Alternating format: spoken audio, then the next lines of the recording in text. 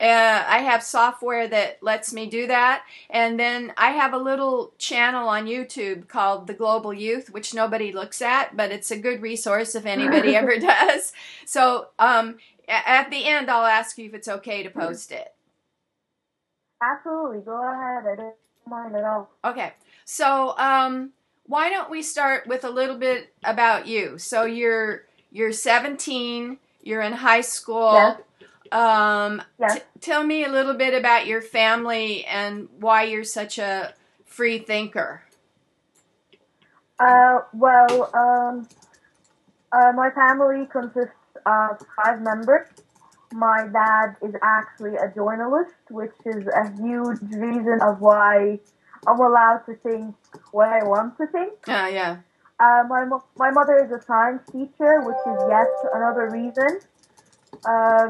I'm the first child of the family, so that adds up to it. I have one sister who is 4 years younger than me, and my brother who is 12 years younger than me. He's the baby. Yes, he's the baby of the family. Does he get spoiled?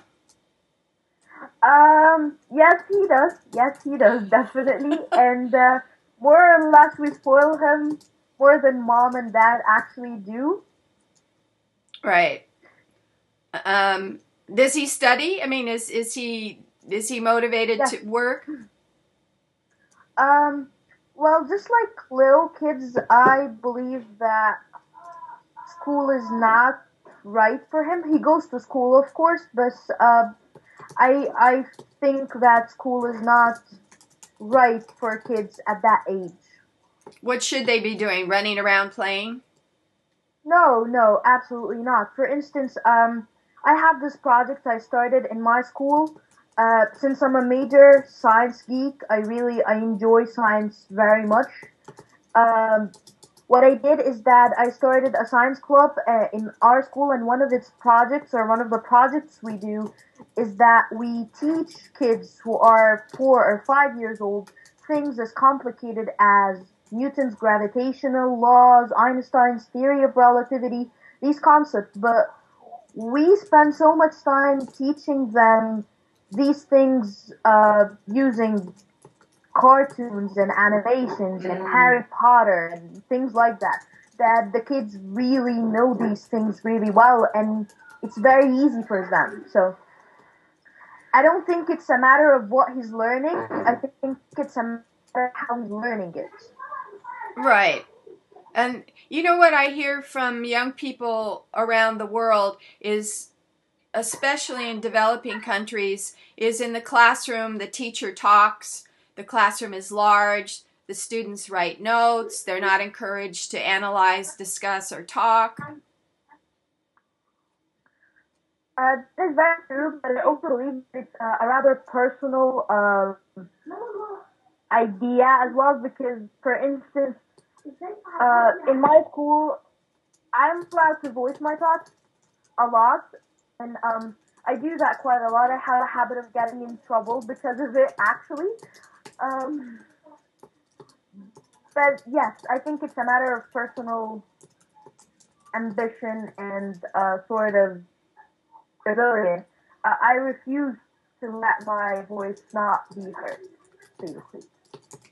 And do some teachers get angry about it, or some teachers are, go girl? This is a bit complicated. For me, at least, I'm kind of a straight-A student. My GPA is 4.0, so teachers are more or less tolerant with me voicing my thoughts. They seem to appreciate it, and they seem to play more the role of mentors than they are teachers. However, when it comes to things as complicated as politics or things like that, some teachers do believe that they know better than we do, so it's always a bit underrated, but we get around it. Mm-hmm. You know, I just recently did an interview with a girl just 1 year older than you in Ethiopia who is really similar. So you might want to look at It's called The Global Youth. I'll send you the link on YouTube, and Absolutely. I think you'd really like to see her interview and maybe talk with her. Her name is Absolutely. Tika. She's like you, bright and and doesn't want to be silenced. So tell me, you said you wanted a career in science, business, somehow combine it all. What are you thinking? And where Yes. do you want to go to university? Well, actually, I'm going to university in the United States of America. Where? I am not. Uh, I am thinking of apply.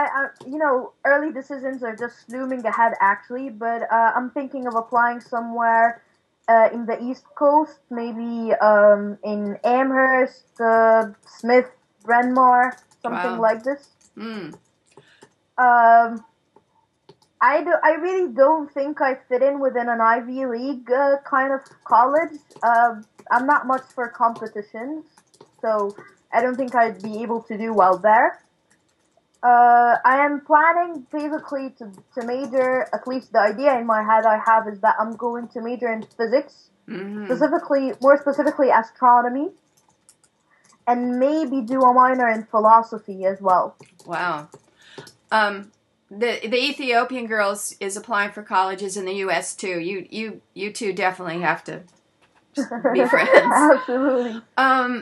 So tell me about Tahir. So you said that you were in the square. When did you start? Yes. And what motivated you? And what did your parents think about it? Well, actually, I first went to Tahrir Square on the 25th.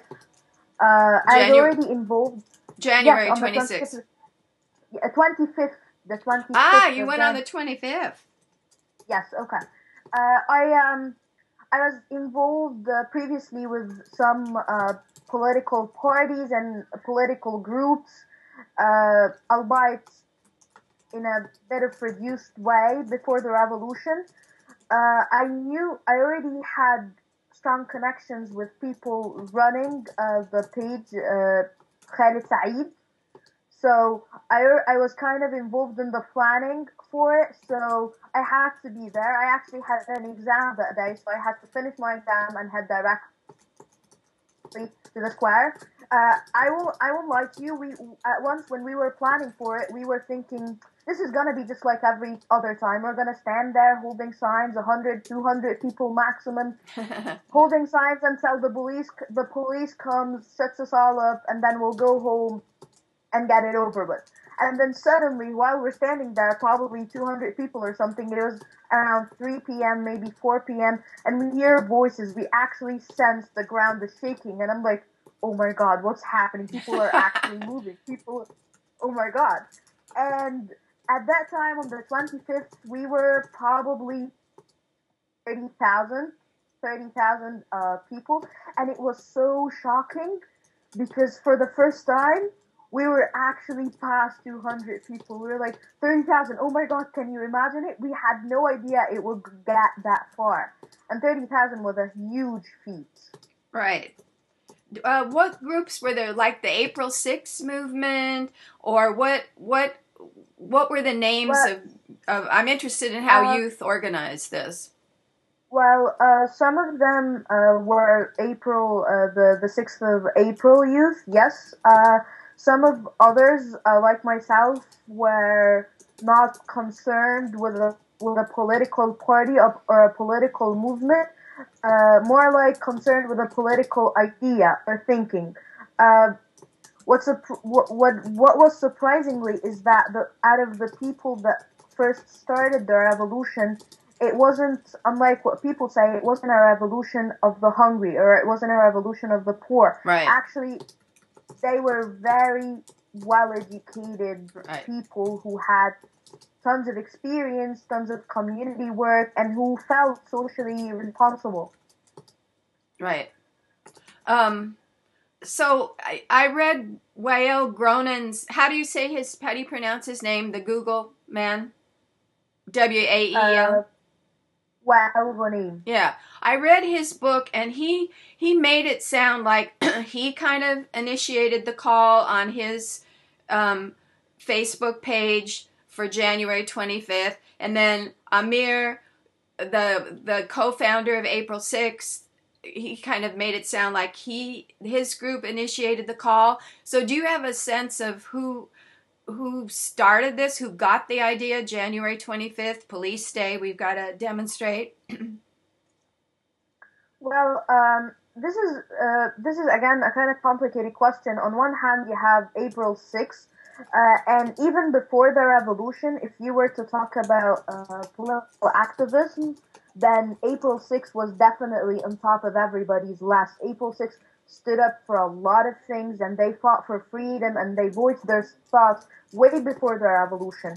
But then again, when it comes to the actual spark, the actual call, it was more or less detailed. It started with the Facebook page Khaled Said, but it wasn't just Wael Ghunaim. A lot of people were running the page alongside him, and it was sort of a collaborative work. I personally don't really appreciate the idea of trying to consign the revolution to one party or something, Right. because I feel it underestimates the rest of us. Mm-hmm. So before January 25th, would you go to meetings, or would you be on Facebook, or how would you share ideas with other people who wanted Mubarak out? Well, I did go to meetings. But most of the people would do a lot of Facebook. Something that a lot of people overlook is the fact that despite what's been going on, and despite what people say, how the Egyptian youth were well politically educated, that was the complete opposite. Actually, our generation, my generation, really had no idea what was going on. I'm one of the people who maybe I knew a bit because of the fact that the nature of my dad's work, and I had to be more or less involved. But a lot of people had no idea what was going on politically. A lot of people even supported Mubarak in his presidential elections because they thought, oh well, we know him, we don't know the others, might as well.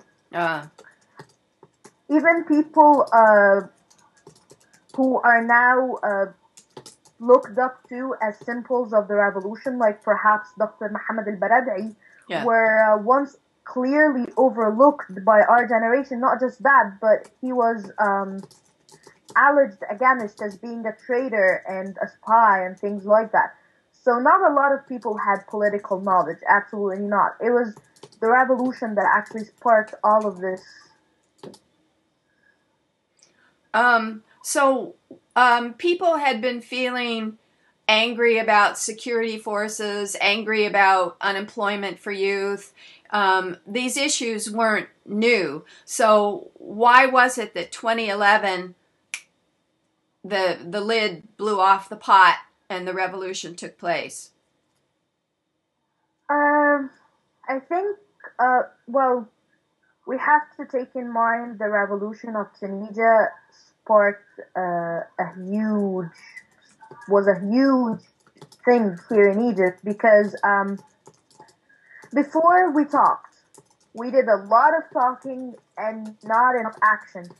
It was almost as if the revolution in Tunisia kind of made the people feel that, oh my God, we can do this. I was one of the people who was, okay, so what? We'll go to protest. We'll be millions, but nothing is going to happen. But then when the revolution in Tunisia happened, people really felt their power. People really understood the concept of, wait a second, we are the power, not them. So did you sleep in the square, or did you go after school every day, or how did you do it? I used to go to school until I finished my exam on the 28th, actually, and then I actually had to spend my nights over there, which was very difficult for my family, but we got over it. So you slept in a tent with other people? Yes, I did. Yes. When I was there in July of 2011, and people were in the square, and it was such a wonderful feeling that people brought food and water, so that Yes. there was a really wonderful kind of group sharing. Before the revolution and before I stayed in Tahrir, to be honest with you, despite all of my political activism, I always thought of Egypt as sort of a step. I was gonna go travel to study in the States and then maybe live somewhere else. Uh, I never felt the need to change uh, here. But then when the revolution happened, things started making more sense. Suddenly, when old movies that I thought were silly at the time, written by people like Naguib Mahfouz, suddenly started making sense. Uh, a poem that I once thought was completely dreamlike actually made sense. I started appreciating Egypt a whole lot more. I started appreciating sunset over the Nile, Luxor. I started appreciating the beauty of the country more, and I started appreciating the people a whole lot more because for a lot of time I thought of them as nothing more but uneducated people who have these really really annoying ideas stuck in their heads that is very difficult to change. And then all of a sudden I got to see a completely different side of people. People stood by each other. People, it didn't matter that you're a girl or a boy. On the contrary, they stood by each other. When Muslims were praying, Christian formed chains around them in order to protect them. Uh, it was really really life alternating to see this side of the Egyptians. Right. And how did you deal with? Were you there like for the Battle of the Camel when the Yes, horse and the yes. camel came in? How did you deal with all the violence that occurred in some of those days? Well, uh, some of the days we actually stood up front the lines, and then some of the other days uh, they had to bring us back because like to the back lines because the boys being boys were scared of girls getting injured and things like that. Um, so that was something.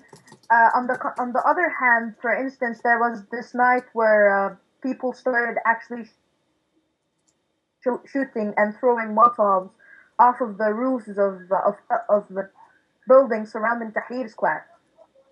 That day, I was definitely sitting there. We were just having a nice time, and then we heard the first Molotovs. It was a bit unsettling, and it was a bit scary.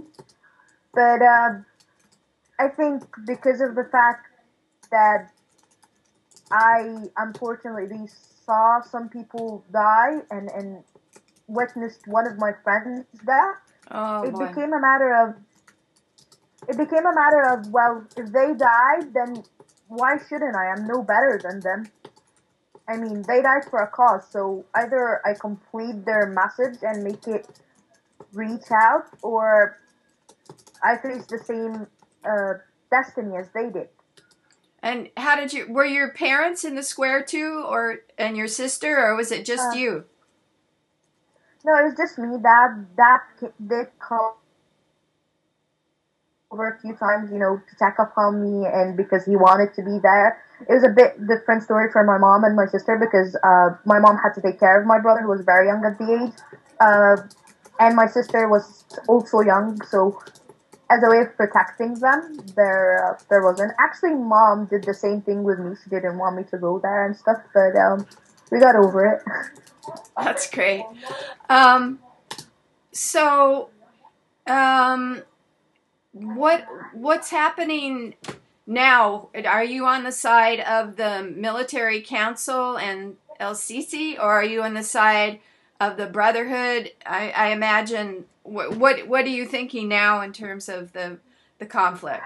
Uh, I'm actually not taking sides. I am not taking. I decided I am not taking side. I took part in the revolution or the continuing of the revolution on the 30th. On I June? worked with Tamarrud. On June? Yeah, the 30th. Yes, I worked with Tamarrud. We were like I worked with them very closely as well. But and to be honest, I did feel kind of relieved when the military first announced its plan. But I am very much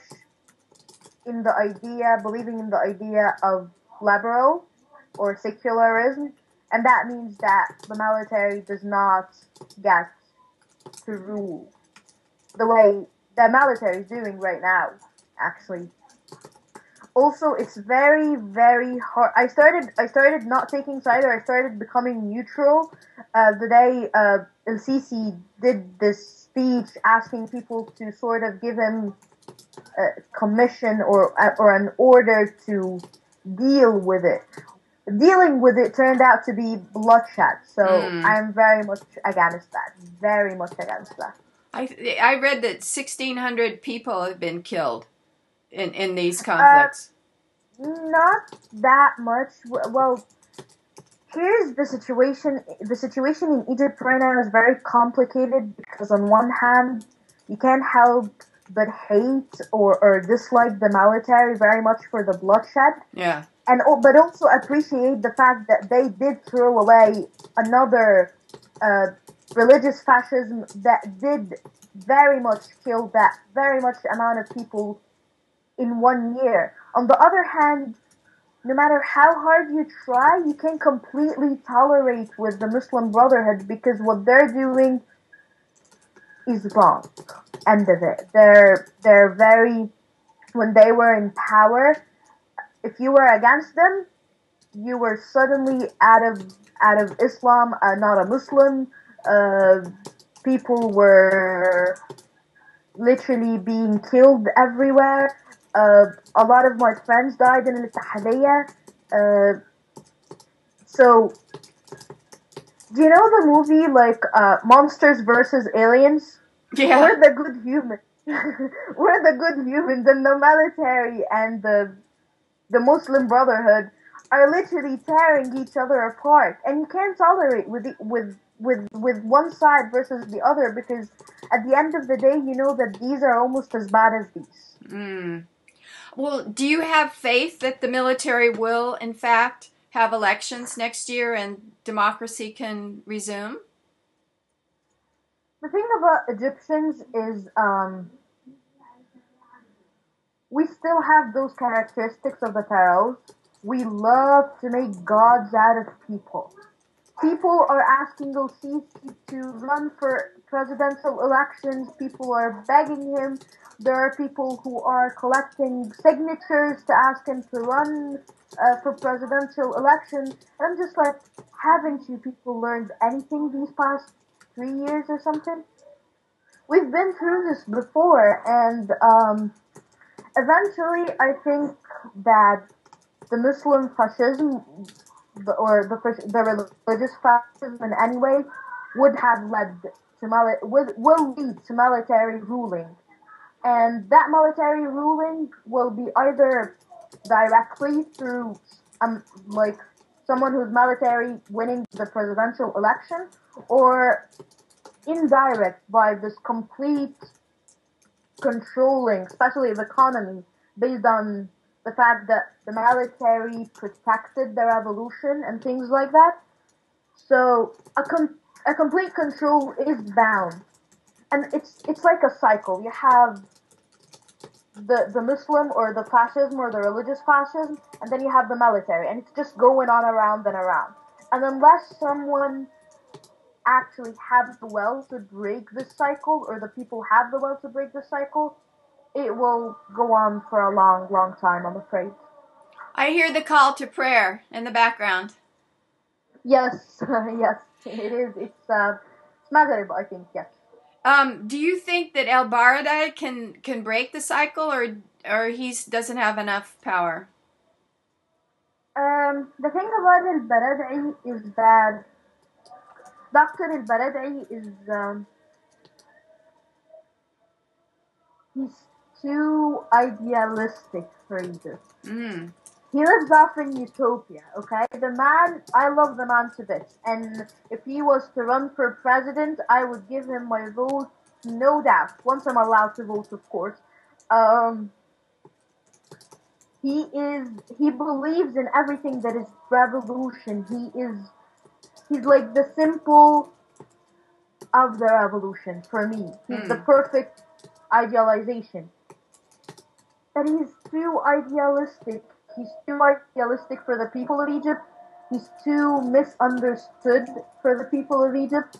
Only a few of us out there actually see him for the man he is. But he was vice president or vice premier or something under Morsi, right? So he was in office for a while. No. He wasn't. He wasn't vice. No, he didn't work with Morsi. No, he didn't. He refused that actually. At the start, it wasn't vice president. He was working collaboratively with every other political party in the country at the very first start of Morsi's ruling. But then, after a lot of broken promises, it became clear that the regime of Morsi and his system are not ones to cooperate. Yeah. So he didn't work with them. He didn't work with them long. He did work with the after the 30th, after Morsi's after overthrowing Morsi, he did work some time in the government, in the new government, as vice president for Adli Mansour, the current president of Egypt. Right. But he did resign shortly after. Yeah, because it was too violent. So it sounds like you're not very optimistic at this point about real democracy. I am not. I will be lying if I said I was optimistic. The thing about what happened in Egypt is after the revolution, after the 25th of January, everybody got out with just so much positive energy. People were, running around the streets picking up letters and garbages, and they were painting walls, and everybody wanted to do something. Everybody was trying to do something. And then when the Muslim Brotherhood came in power, it really took away that hope. It really took away that energy. It was like a blight, a literal blight. And no matter how much of an exaggeration that sounds, it actually isn't an exaggeration. For so long, people would be like almost cursing the revolution and disbelieving everything the revolution ever did, because look what the revolution got in power. They really took that away from people. And then on the 30th of June, another spark was ignited, and it was again soon turned off completely with something like bloodshed, because in a sense, people like myself felt responsible for the bloodshed. When a lot of my family members were actually supporting the Sisi and saying that they will go do like as he asked the protesting, I felt as if I was literally just putting my hands in blood, and I wanted mine as clean as possible. So you didn't want to support him in any way? I didn't want to support anyone in any way, no. That I know how bad Muslim Brotherhood can get, and I know of their militia, I know of how organized they are, I know of how much weapons they have, I know of the effect of the weapons they have. So I can't really feel bad for anyone, but I do, in a sense, I feel bad for every bloodshed that's happening right now, either side, actually. Yeah, right. Tell me more about Tamarod. It's Tamarod. Yes, and Tamarod. Yeah. So Tamarod, it translates into, I think, rebellion. Rebellion. Or yes. So well, I worked with Tamarod at the very beginning when it was just an idea. It was very simple actually. We didn't have all of this in mind. The idea was to show people that Muslim Brotherhood always sort of boasted that they had the number. They had the streets. Right. We're a bunch of kids on the internet, but we had the streets, according to them. So it was really an idea to show them that, you know what, you don't have the streets as much as you think you do. And so the idea of Samarud sort of came to birth. We knew it wasn't, you know, sort of didn't follow laws. It wasn't very constitutionally, but we also knew that it's just an idea.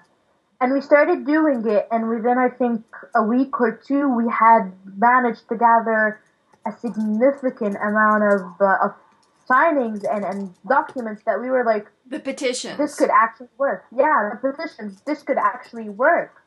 At the end, we did manage to gather a whole lot sum of petitions. They said 200,000. What? 200,000. They said signatures. No, no. It was more. It was actually like I think more than 1 million and something, 2 million or something. So it was really a lot. It was really a lot, and we were thankful for that. But we also knew that these petitions will not actually do anything because they're not following the Constitution. They're not following anything at all, actually. So the only chance we had next was what we always had, the street, Tahrir Square, basically. We asked people to voice your thoughts, voice your opinion, and go down to Tahrir squares everywhere around Egypt. And people responded. People had really had enough by this point of Muslim Brotherhood. They were so frustrated. Because all of a sudden, Egypt always had this sort of sort of not very extremist Islam. Egyptians are more or less very much not extremist. And then all of a sudden, everyone was like running, that Muslim Brotherhood was running around telling everybody that they're basically atheists. Or they accused people of being atheists if they weren't with the Brotherhood? Oh my god, I mean, I myself, an agnostic, but, I did see a lot of people who are Muslims, and, I mean, for instance, my mother is very religious. She's actually very religious. She doesn't wear niqab and things like that, but she's very much religious. And someone accused her of being an atheist. And it just really shocked. I don't even know the atheist, so it's actually sort of what were you saying sort of situation. Does she wear hijab? Yes, she does. Yes, she does. Do you? No, I don't. And do you get hassled for it? I guess hassled for it, but yeah, I don't do things I don't believe in. So. What do men say? Cover yourself, kind of a deal, or what reaction do you get on the streets? Well, the reactions currently, as you know, there are a lot of sexual harassment in Egypt. Yeah. Well, to be fair, I am, last time something like that happened, it was actually, it was a long time ago. It was after the revolution, during the Muslim Brotherhood, government, and, it was actually an officer who sexually harassed me. So what I did is that I went to the nearest police station and I got him arrested for it. What did he do? He didn't do any. He said something. He just said something. He didn't do anything physically, something like that. I know martial arts, so the last person who actually tried to do something physically, I ended up breaking his hand. So. I love it. Brilliant. Yeah, yeah, the last guy who actually tried to do something physically, I did end up breaking his hand. So it's not very easy, but I do not like it when people just walk away. I hate the idea of just walking away. Yeah. Okay, so Tamarud, who started it? I mean, who thought of the name? Who said let's get the petitions? How? What was the specifics? Um, it was actually another group of youth who weren't at all associated with any political party at the time. Not even the 6th of April movement. No, none of them. They were just a group of youth who took part in the Egyptian Revolution, much like everybody else, and felt frustrated. They it wasn't a one person's idea. It was, I think, around 10, maybe 15 people. And they sort of got together and got a meeting, and then it started getting out. The first people they actually contacted were other political activists that they knew would support the idea very much. And overall, we kind of formed this sort of circle of some sort of people who were around 100, 200 people in all of the Egyptian governments, and then people sort of these people were responsible to bring in the petitions. And were you one of the original 10 to 15 people? No, I wasn't. I had no idea it was at the time, but I was one of the 100, 200 people who got involved. And did you find out from Facebook or from friends calling you? Or I'm interested in the mechanism of communication.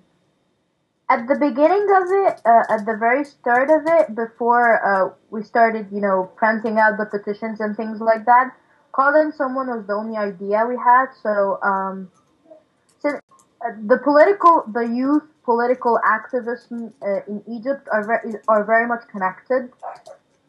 How? How We are have they? each other. Yeah, we have each other's numbers. We know each other. If someone is in trouble, the lot knows. So it was by direct communication at that time, yes. Mm. But then later on, it got way bigger through Facebook and things like that, yes. Um, yeah, I looked for the Facebook page, but it was in Arabic, so I couldn't read it. And when of the 10 to 15, and then the 100, roughly what percentage were girls? I don't think I noticed that much because it was just the people we know. So I'd say maybe from 100, you'd say 40, maybe 45 girls, maybe less. I'm not exactly certain, but there were a lot of girls. So maybe 40, 55%. I mean 40, 45% girls. Around that, so around that number. The thing about the political activism in Egypt, especially these people, is that unlike most of the other Egyptians, they really don't care whether you're a girl or a boy. Oh, cool. And are most of these people high school and university students? Most of them are university students. A lot less number are high school students. Mm-hmm. You should see my interview on YouTube of 4 college students in Tahir, and I bet you know them. They you'll recognize them, I bet. I think so. Yeah, I just walked into the square and said, "Find me someone who speaks English." And Actually, during the first 18 days of Tahrir in Tahrir Square, we had people standing on top, like outside on the outskirts of Tahrir Square, in order to check the passports, yeah, with foreigners and things like that. it was like that for So, me. yeah, so I was assigned for the English and for the Germany, so it was a bit unsettling at first. Uh-huh. Oh, so you speak German too? Yes, I do. I speak German. Ah, Deutsch ist sehr schwer. Good for you. Yes. So what's Tamara doing now? What now that they got Morrissey out? What are they? Are you still communicating? I'm sorry, can you repeat the question? Yeah. What is Tamara doing now? Um, I haven't been in contact very much, but from what I've heard, I think some of the people sort of got their own petition in order to ask the CC to run for president. Others are completely out of the scene. Uh, but from my aside from the official stance of Tamarrud, from my direct communication with other political activists, people are pretty much divided up at the moment. Between pro-military and pro. But most of them, especially the people I know well, are favoring the same side I am. No side at all. Huh. Not taking a stand. So what I heard about sexual harassment is that, in January, it was wonderful. Everybody was so supportive of each other, and then it started up again. And then women are getting harassed. Yes, it's now worse than ever. Actually, I remember on the 30th, I went to Tahrir Square with my dad at night. I didn't go by day because I had school and things like that, so I had to go by night. And while I was entering Tahrir Square with my dad, I remember the feeling because it feels very, very different going into Tahrir Square, running around the bridge right before it, Yeah. So I was like, Dad, come on, move. Like, I was running down the street, and once we were close enough to go into Tahrir Square, people were stopping us because there were a lot of sexual harassment, and they advised my dad that I shouldn't go in there, and things like that, and it just felt like that was it. That was the final straw. That was when I lost all sort of hope. When was that? When was that? It was on the 30th. Oh, on the 30th. June 30th. Oh, so yeah. that should have been a happy day. At night. That should have been a good day. It should have been a great day, especially because I was involved in Tamarrud and I couldn't wait to actually see what we did. You know, it was our work. And then I went there at night, probably at 9, 10 p.m. And people all along were stopping my dad and asking him to not go in with me. And they were begging him to please not go in because it's dangerous.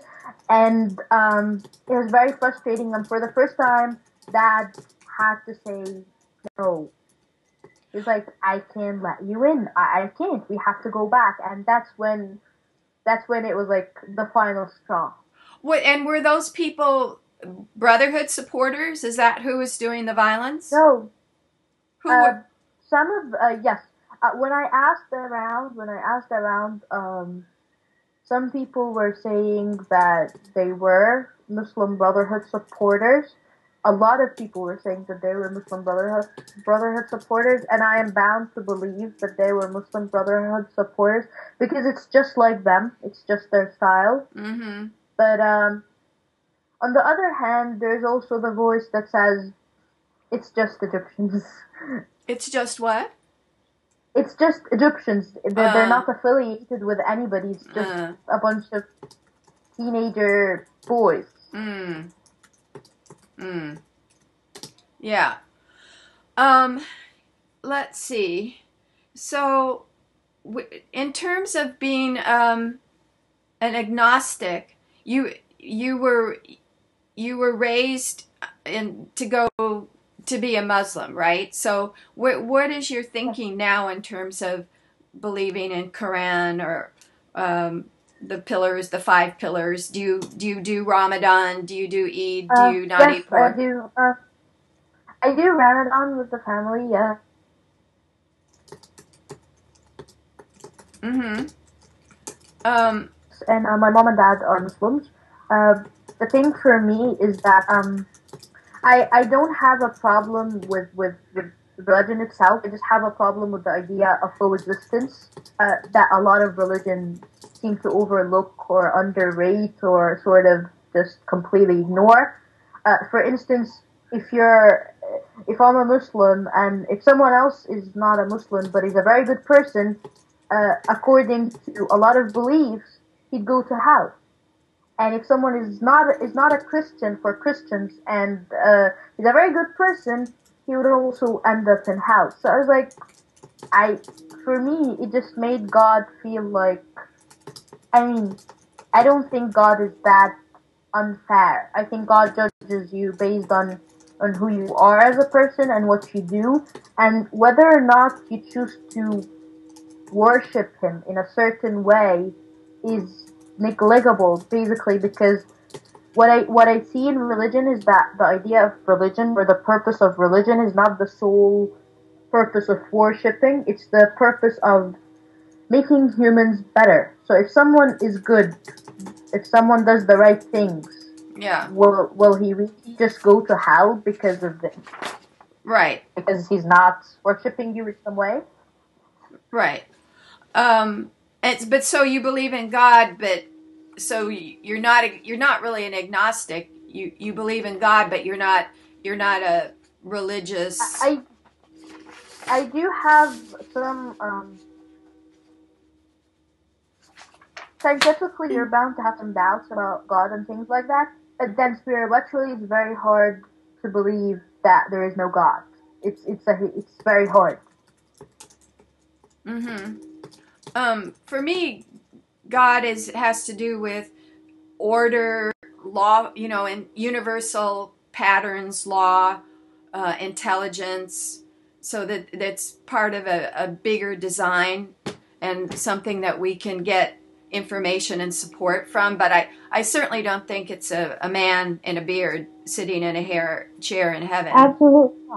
And actually, what I do believe about God is that, uh, according to Newton's law of conservation of energy says that energy is neither created nor destroyed, but changed from one form to another. Which, Right. if you pay close attention to it, is a close definition to what we have in mind of God.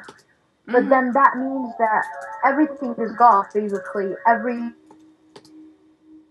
around you has energy, and everything around you is part God. So we have we're part gods, and everything in the universe is God. So basically, everything. Yeah, that we agree on that too. um, so you in your when you answered the book questions, the question about how's your generation different, you said we don't walk the straight line anymore. We're not afraid to take a risk. Why do you think that is? Yeah. Why? I mean, you're really different than your mother. I would think it's fair to say. Why are you so different? Um, I think mostly because we really abhor the cycle. We really hate the cycle. You know, people in Egypt or people in general, they are born, they get raised, go to school and college and do boring jobs for the rest of their lives just to pay the bills. They get married, they have kids who they raise them to go to school, and just, Yeah. I do not, we really hate the cycle. We don't, a lot of it has to do with the fact that we don't want to be just another generation in the book. We want to write the book ourselves. Mm. But why? What gave you the courage and the inspiration to do that? First of all, the idea that we're so much more connected with each other Mm. is definitely helping. Mm. Uh, Second, the idea, or like I said, this generation is characterized by ambition. We don't settle for a half-filled cup, Mm. and we don't settle for normal, and we don't want safe. We want to play it at the edge and get it all or lose it all. Mm.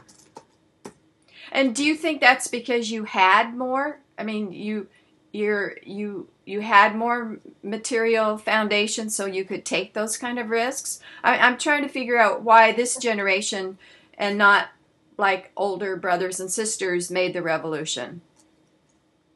Uh, it is part of the reason uh, that we did have more materials and things like that. But also, I think part of it is the constant failure of the older generation. Most of us see the monotony our family lives in. We see our parents, our older brothers, our grandfathers and grandmothers' lives, and we hear about them. And none of us actually would think or consider to live like that. A lot of us are just like, is that really it? Is that all that life has to give? It's just, it doesn't make sense.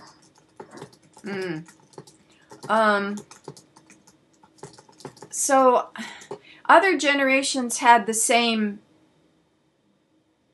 kind of conditions, but this generation is the one who made the change.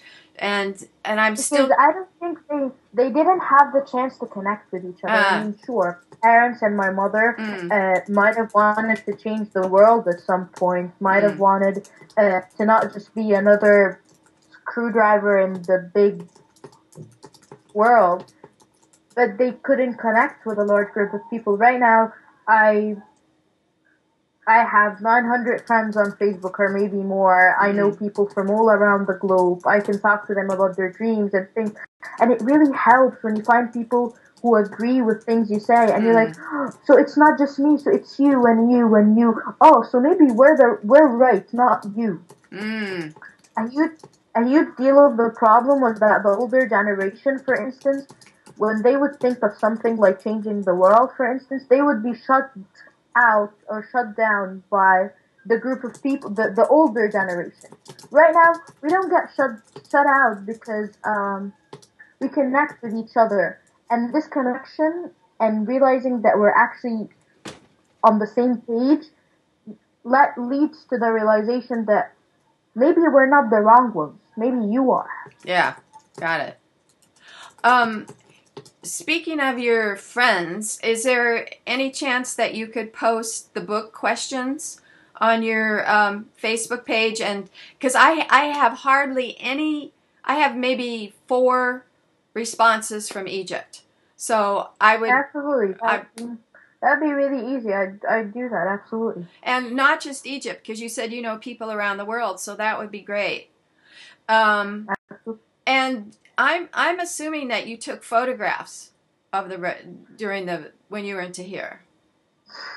I'm not very fond of the idea of photographing or the idea of taking photographs. I believe that things should be lived only once. So I didn't really take any photos or photographs. But I imagine that you have friends who did. Absolutely, yeah, I can totally ask them for some photographs if you'd like. Yeah, it would be because I have a Facebook page called Global Youth Speak Out, and it would be nice to post those photographs in an album on that Facebook page. Absolutely. What I can do for you is, if you want me to, I'd be happy to read your college application essays. Thank you. I'm actually having a really hard time with that. It is, especially with the personal statement, it is so hard to get in 600 words who you are on paper. It's actually really hard. Well, when you get something, I can help you cut it down if you want. And if it would help to have, PhD professor California write a letter for you, I would be more than happy to do that. Wow, thank you. I'd be happy to. And you should consider applying in California too, because the University of California is excellent. I do realize that. I actually looked into it. The problem is that I most likely would very much love to go to a school that is probably no more than 1,000 students Ah, in size, ah, because I get lost very much in the crowds. I don't really mingle well with people, so I need a school that is like very much a close, tight knit community mm, to in order to be able to do that. got it. I went to University of California at Berkeley, and to me it was huge. But you bond with people that you lived with. So I lived in a dorm and an international house, a co-op, a sorority, and so that becomes your circle of friends.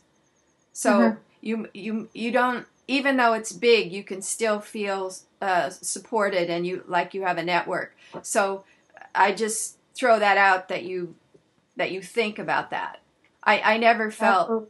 overwhelmed, even though it was huge.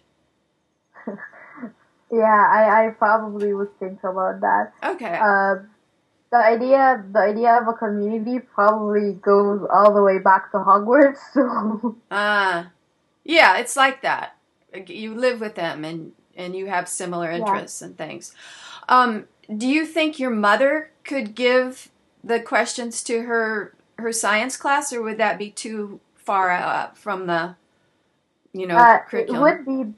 it wouldn't be too much of a problem, but my mother's class are mostly elementary school children, Uh, so they have a really huge problem with the English for one, right, and they were like the kids of the revolution, so they wouldn't really know much of it. right. But I could try to pass it around in my school. That would be great. Um, I would really appreciate that. Excuse me.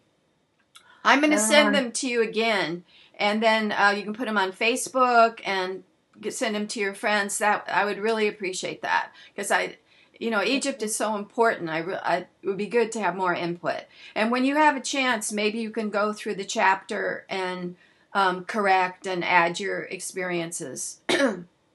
uh, would you uh, would you like? I could, if you'd like, I could send this to the Tech Girls.